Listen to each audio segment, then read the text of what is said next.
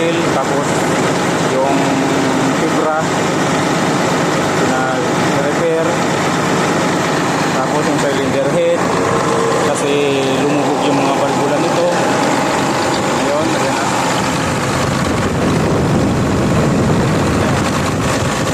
Sige na, wala na yung parang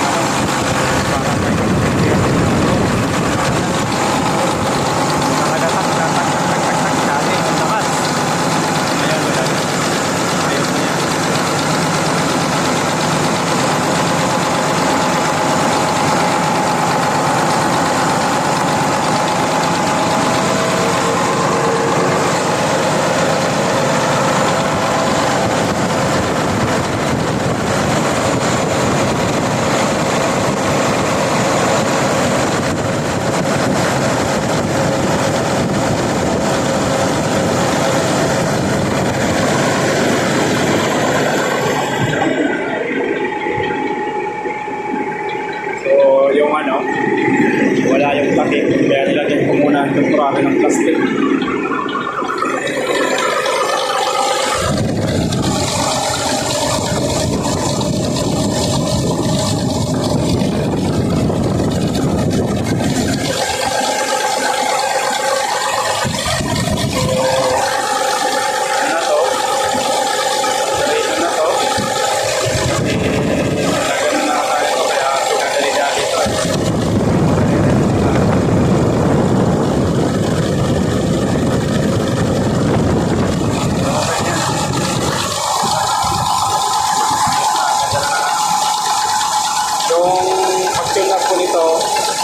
Yung valve clearance ko nito ay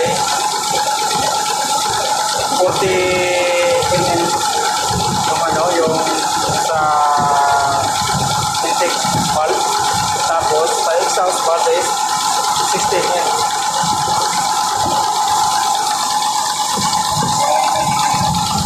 Valve clearance niya. Pero pinakita ko naman yung ano, natapos ko nang nakita ko yung adjust saka yung pagpasok ng failure fix sa clearance ng valvula saka pakangan.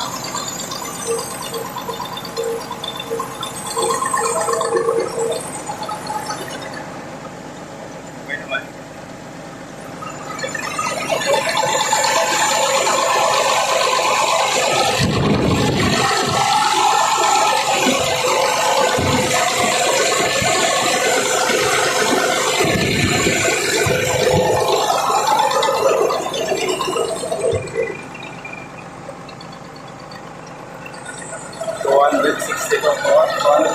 Horsepower or 280 horsepower.